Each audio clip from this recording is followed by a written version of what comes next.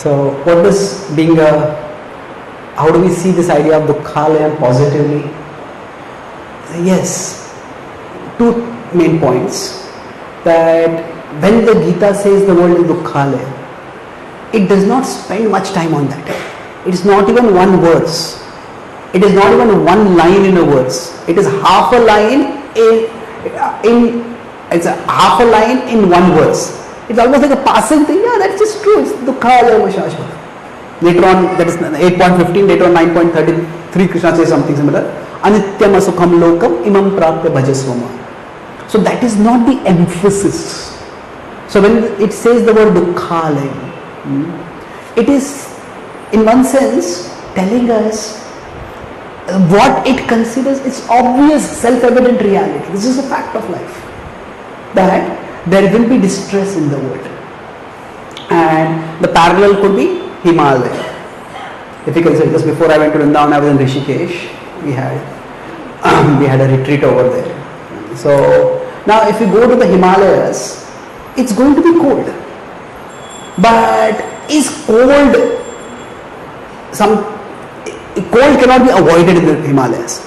But is cold the only thing to experience in the Himalayas? No, there is so much more. Now there is the beauty of the flora and the fauna. There is the adventure of trekking, and there is the spiritual joy of getting to holy places. There is a whole universe to experience in the Himalayas. But we can open ourselves to that experience only when we come to terms with the reality that it's going to be cold.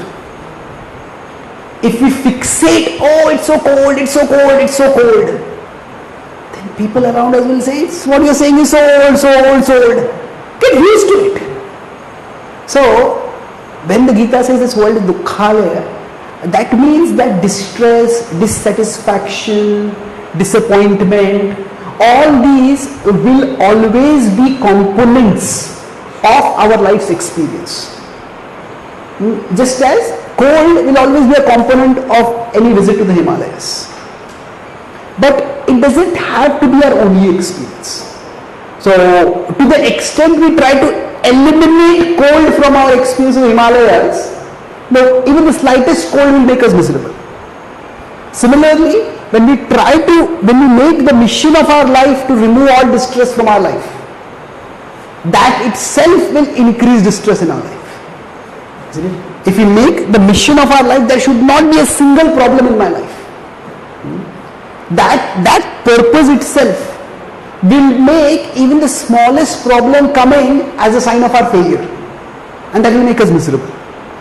So when it says the word dukkhalaya, make peace with the fact that there will be some dissatisfaction, some distress, some disappointment in life. Now, having accepted that does not mean that we have to increase the distress. That when we go to the Himalayas, it's always going to be cold. But that doesn't mean we can't go with warm clothes. That doesn't mean that we cannot create some heating arrangements. But we understand that no matter how many warm clothes we wear, no matter how heating arrangement I create, some cold, I'll experience some cold somewhere. But the point of the Himalaya, being in the Himalayas, is not just to expose ourselves to cold. It is neither to protect ourselves from cold. The point of being in the Himalayas is to experience the beauty of the nature over there, to experience the presence of divinity and spirituality over there. There is a higher experience over there. So similarly, that dukkhalaya, accept that dukkha will be there in my life, but that doesn't mean I have to increase the dukkha. Now I have to try to eliminate dukkha. I have to have a higher purpose over it. And in both the verses where Krishna talks about dukkhalaya, what is his point? Maam upetya punarjanma dukkhalaya shashvatam napnuvanti mahatmana samsiddhim paramam gata. Maam upetya. Know that this world is dukkhalaya, therefore worship me. Similarly, 9.33, anityam asukham lokam imam prapya bhajasvama. So, cultivate a higher purpose in life. And that's why, pleasure is a very fragile purpose for life. Because all of us will have times in our life when there just will be no pleasure. And if pleasure is the driving purpose of our life, we start feeling, what is the point of living when there is no pleasure? And now as a higher worldview is being taken away from many people, because people are becoming non-theistic or atheistic, then if there is no pleasure, people actually think, what is the point of living? And they end their life. It's oversimplified understanding.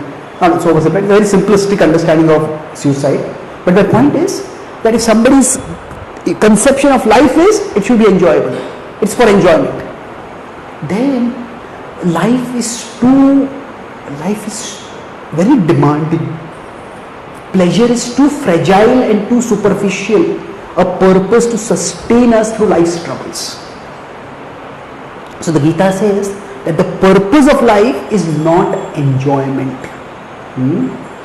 It is actually not enjoyment, but it is purification. It is elevation of our consciousness towards Krishna. Kahena manasa buddhya kevalair indriyairapi yoginah karma kurvanti sangam tyaktva atma shuddhaye. So when we go to the Himalayas, we don't just go for pleasure.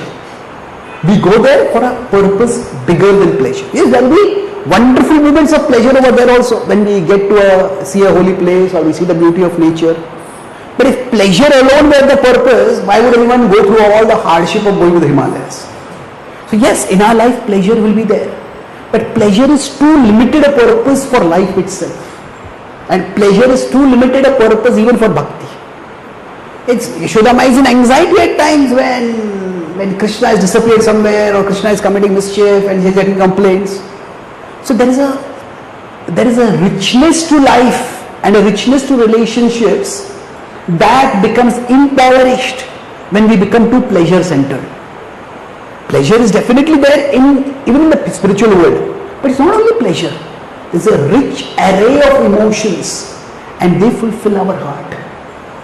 So like that, when we see that my purpose of life is to act in a way that I come closer to Krishna, that I become purified, then I may or may not get success in whatever I do, but I can always get purified through whatever I do.